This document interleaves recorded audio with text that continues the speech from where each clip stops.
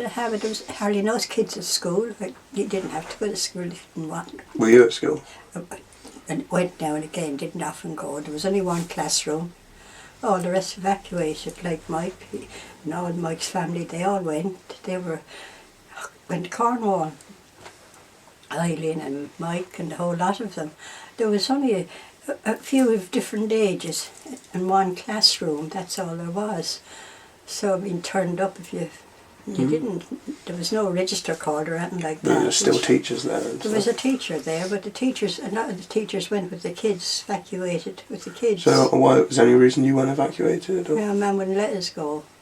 No. She wanted to keep you safe. Yeah, no, if we go together, sort of thing. It was her attitude. And then, by the end of 1940, the raids were easing off. They weren't so bad, and it was every night, but not continuous through the night. They did, but not all through 1940. They were very bad. And Mum decided that she'd send Patsy and I to Ireland. So that at the end of 1940 then, we went to Ireland. Patsy and Mum brought us over there. And she got a visa to go, but overstayed her time by 1 day, and then couldn't get back for 6 months. She had to wait in Ireland 6 months before my dad was over. Patsy now, I mean, she was 18 months old or something like that when we went to Ireland. And Jack Flanagan, who lived next door to my granny, like when you used to see an aeroplane, well, they still used to, when you saw an airplane pass over, oh, there's an airplane, you know, bit of town. And he was called, Patsy, come see. And she went out, and she look, airplane. See plenty of them in London, she said. And I always remember her saying that. I mean, she's only, see plenty of them in London. And because he was so excited about seeing the airplane. But that was a funny thing in Ireland, in our hometown. See, and I stayed with my granny. It wasn't a very good time for me over there during that time, because I had to go to school in Ireland. And go back being a bit of a dum-dum, not been much schooling for the past year, you might as well say, and then didn't know any Gaelic.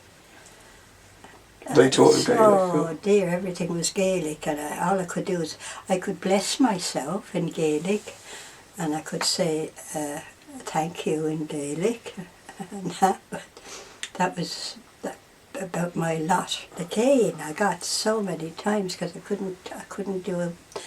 It was like, well, it was a new language. I mean, I had no idea of it. But my mum had been a good Gaelic speaker, and the nuns remembered. Your mother was a Gaelic speaker, why aren't you, sort of thing, because she was, I was supposed to. Oh, so back in your hometown this was? Yeah, well, my mum was good, she was a great Gaelic speaker, but she went to school, she was 18, 19, she was still up at school. She never went to work until she never went to work in her life until she, she was well in her 30s, and before she actually, during the war, she had to do some essential work, so that was the first time she ever worked. She always was at home all the time. So what did your mum do during the war then? She worked for a company called Reclaimers, and so she went around in a lorry and drove the lorry, and there was this elderly man who was the heavy work man, and they collected all the railings around people's houses, pulled up all the railings, because it all went for to make guns and things. So no house had railings or anything like that. So that was my mum's job. She drove the lorry around, and this guy used to dig up the railings and load them on the back, and they used to bring them wherever it was, to the different factories that made the bullets or whatever it was the railings were made for. And she done that for the first few years during the war, until that, I don't think there was any railings left by the time they'd finished on our area. Anyway, because there was all the railings, every house had railings before the war. And all of a sudden you wouldn't see a railing anywhere. Yeah. But every house had railings. but they just went. And I think that's the first time she ever worked, really. And that was for her pleasure. Because she loved driving. Did she carry on working after the war? Yeah. Then she went to work, after the war, she went to work in Heinz's, the Heinz baked beans and Heinz food, yeah. She went. Surprised, is that a German company? That as well. But they worked all through the war, Heinz, yeah. It was, as I said, the different things that happened. You see things like, did you ever see that film, The Quiet Man? It's a very famous film.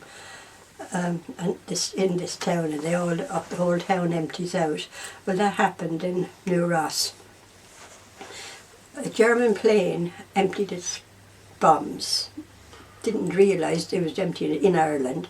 And he's emptied his bombs in Campile, which is 15 miles from New Ross. Yeah. And everybody heard. Our town, literally, those who didn't have a bike, a car, a horse and car, an acid cart, walked the 15 miles down to see the bomb. The whole town literally emptied. And when I saw that film, The Quiet Man, and saw all these towns emptying out to go and see him, so that's something that I know happened, and happened in New Ross. The whole town went down to Campile to see where the bomb had dropped. It always seems quite strange that just across the water, when you have Ireland that was very calm and peaceful and neutral during the war. Well, they stayed neutral during the war. But then you cross over. They didn't know whether to go with the German. I think they were hedging their bets which one would win. Yeah, and sided them. I don't know why they stayed neutral, because the majority of young men left Ireland and joined the British Army and the Navy and the Air Force. I would have thought it was just something to do. We just don't want to side with the English. Absolutely. I mean, like now, a couple of Tommy's mates who he was at school with in Ireland came over, and they stayed with us, 3 of them, different times. But they only stayed for 18 months, because if they stayed longer than 18 months, they had to go into one of the armed forces. Conscripted, would they? Yeah. After 18 months. Even though they were Irish? Even though they were Irish, yeah. You watch 18 months, and they used to go back and spend a few months, and then they'd come over again.